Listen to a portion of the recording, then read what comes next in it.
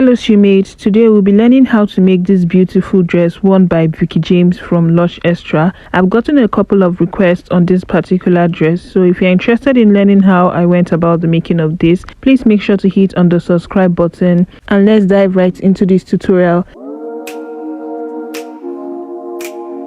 Now for the materials you'll be needing for this tutorial, I have this lace fabric here. I have about 4.5 yards, that is what I used, and then I have this net here which I'll also be using. If you notice in this dress there are net in between the layers. Okay, I have about 1.5 yards of net here, and then for the lining I didn't want to use a normal white lining because I felt like it was going to cover the design of the lace, so I decided to opt for a brown lining. I would suggest that you get a very soft lining, that is if you want to use lining for yours at all.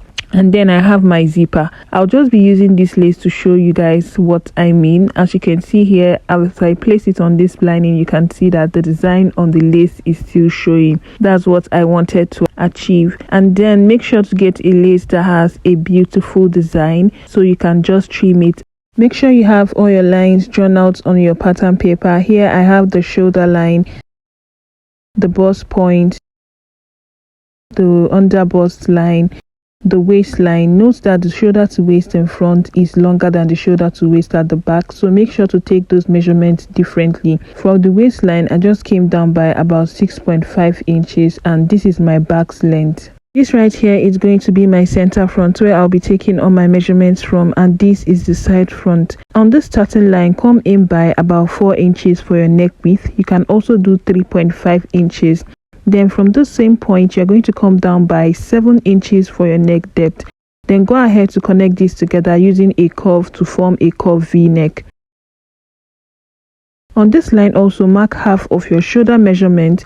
Then come down from that point by 1 inch for your shoulder slope. Connect this back into the neckline just like I've done here. The next measurement you'll be marking is going to be your chest line. Divide your bust measurement by 6 and add 1.5 to that. Make sure you're marking this from the shoulder slope. I'll just be connecting this with a straight line and label it my chest line. On this chest line, also mark half of your shoulder measurement, and then you're going to connect it into the shoulder slope like this. Divide what you have from the shoulder slope to the chest line by 2. Mark the midpoint, coming from that point by 0.5 inch, and then on the chest line you'll be marking your bust measurement divided by 4. Then using your curve, go ahead to connect all these points together to get your armhole curve. On the bust point, mark half of your nipple to nipple measurement. Mark it also on the waistline and on the back's length. Connect this with a straight line. On the waistline, you'll be coming out by 0.5 inch on both sides of this line, and before you connect it into the bust point, come down from the bust point by about 0.5 inch, then connect it just like this. Now go ahead and connect what you have on the waistline into the back's length. On the chest line, we already marked quarter of our bust measurement. Now we'll just be adding the stitching allowance of 1 inch. On the waistline, mark quarter of your waist measurement, which is your waist divided by 4. Take what you have in between your darts and then add your stitching allowance. Now I'm going to go ahead and connect this from the chest line into the waistline. Before we connect this back into the back's length, I'll be coming down from the waistline by about 1.5 inch. Then I'm going to connect this with a straight line. Go ahead and mark what you have on the waistline also on this line here, and then connect it together before you down connect it into the back's length.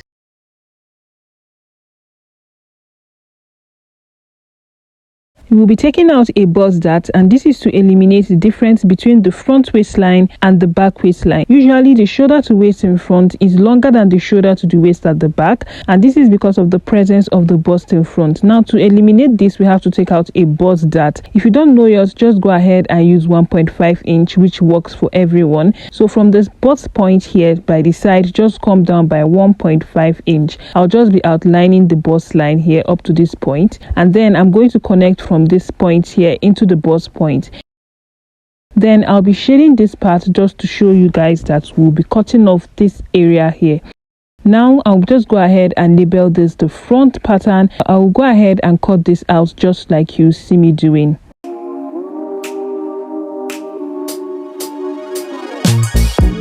Now while cutting this out, you notice that I left the pattern paper around this place, so make sure you do it that way. I'll be using this side to cover up the bust dart just like this. If you do it that way, you would notice that this side is coming up a little bit. You don't need to worry about that. It is totally okay. The reason why it came out like this is because there's no opening around that area to help to flatten it out. So I'm going to go ahead and just tape this down like this.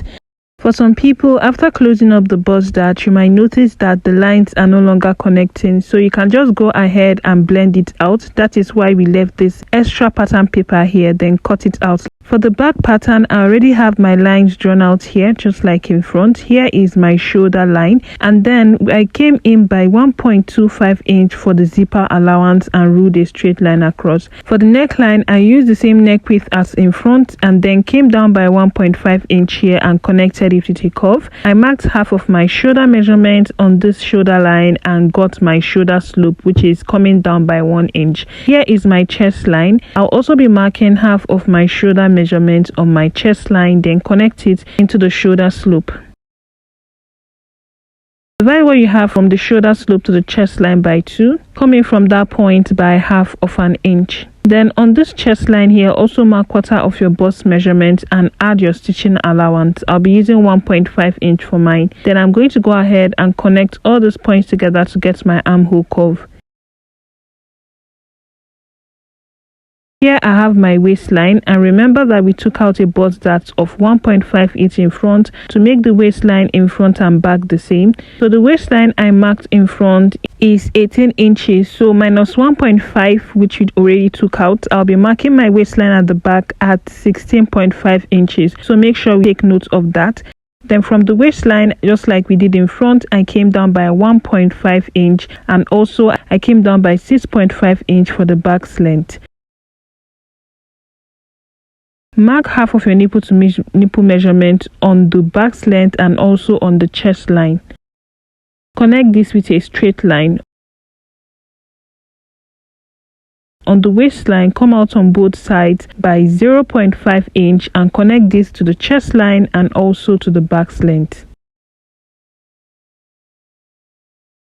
On the waistline, mark quarter of your waist measurement. Replace what you have there in between your dart. Then add your stitching allowance. Go ahead and connect what you have there from the chest line into this point here. Then connect it back into the back's length. Now we are done drafting out the back pattern, but before we go ahead and cut this out, we'll be doing what we call a zipper shaping. And to do that, make sure to extend your waistline into the zipper allowance like this. From this point, you'll be coming in by 0.5 inch. And then from this point after the zipper allowance, mark 0.5 inch also.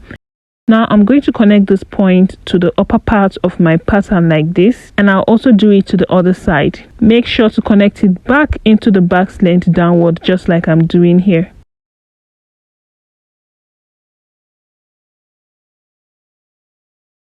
Then I'm going to go ahead and cut out my back pattern.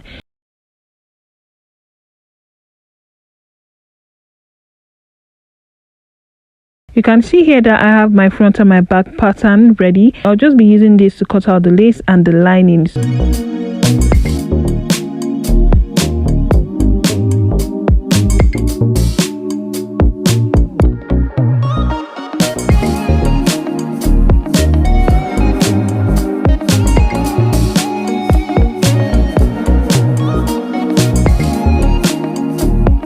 To join all these pieces together, make sure that you transfer your dart to the wrong side of your lining, just like I've done here. Now bring in your lace. You'll be placing your lining, the wrong side of your lining, to the right side of your lace. Go ahead and pin it down around the neckline and around this zipper allowance line here.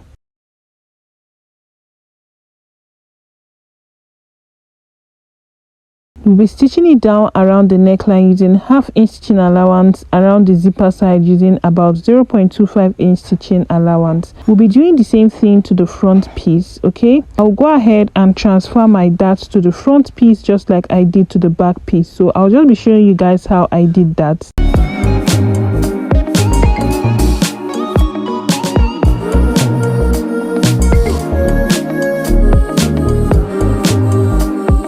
Then after doing that, what we'll be doing here is to bring in the lace. Place your lining, the wrong side of your lining, which is the part where you drew the dart, on the right side of the lace. Okay, then go ahead and pin it down around the neck area.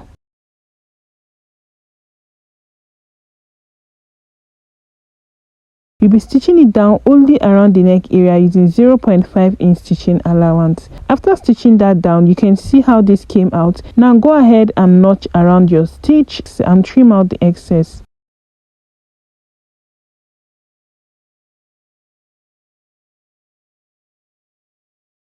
We'll be doing the same thing for the back piece. Trim out the excess that you have there, and then you'll be giving this a good press. After doing that, you can see how beautiful this came out. Now the next thing we are going to do is to stitch down our darts both on the back piece and on the front piece. So we have our darts showing here. I'll just go ahead and stitch that down. After stitching down my dart, you can see what I have for the front piece, and this is what I have for the back piece also.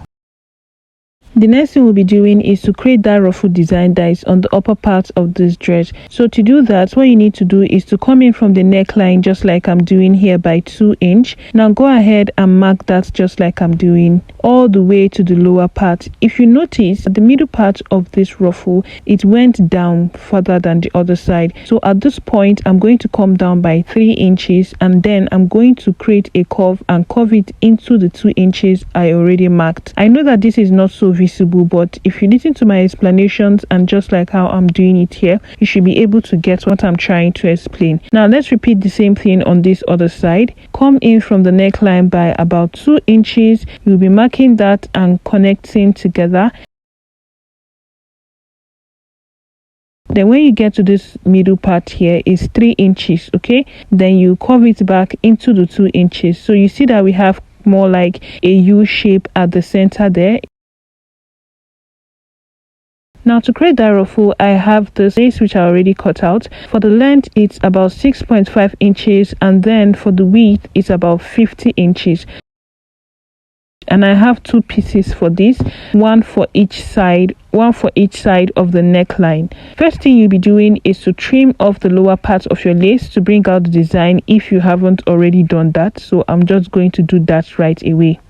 Now what we'll be doing basically is just to pleat this on this line which you already drew. Now don't forget that when stitching it down, you have to place it this way so that when you are done stitching it down, the stitch is hidden inside and is not visible. That's how you are supposed to go about it. Okay, but before you join this together, make sure to join these 2 pieces of lace together. So you see that I've joined it together here, and then this is going to serve more like to show me that this is the midpoint. Then from here I'll create pleats on this other side, and for the other side I'll create pleats going towards the other side. After creating the pleats, you can see how beautiful my ruffles came out. This is exactly what you want to achieve. Now that we are done with that, bring in your back piece and place it right side to the front piece. What you'll be doing here is to stitch them down at the shoulders using half-inch stitching allowance. So I'm just going to go ahead and pin this down like I'm doing here, and I'll be stitching it down using half-inch stitching allowance.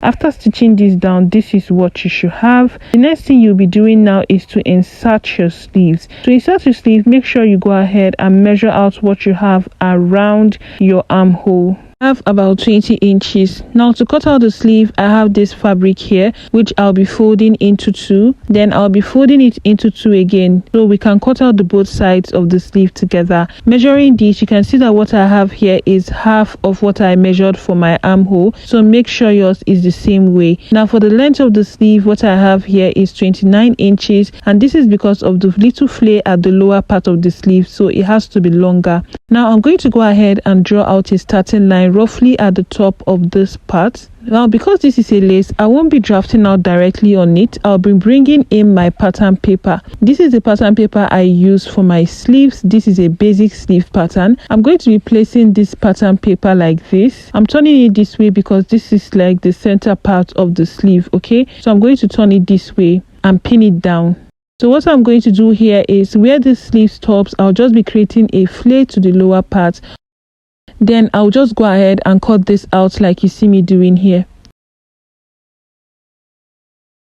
After cutting this out, make sure that you notch the midpoint of the sleeve. And yeah, that is just it. For the sleeve, I'll be putting the link in my description box for those of you that might not know how to draft out a basic sleeve. Now I'm going to go ahead and attach this to my main bodice. I'll be placing the notch part at this shoulder here.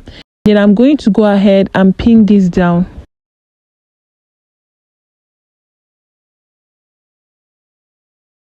You'll be stitching this down using 1/2 inch stitching allowance. Now after inserting the sleeves, you can see how beautiful this came out. The next thing we'll be doing now is to stitch this down at the sides. Now to do that, we are going to divide your body measurement by 2. So I'll be dividing my bust measurement by 2, which is 20. What I have around this area is 22, which means I'm marking out 1 inch on both sides. On the waistline, my waist measurement is 16. What I have here is 18.5, which means I'll be marking 1.25 on both sides. I'll go ahead and connect these together just like this.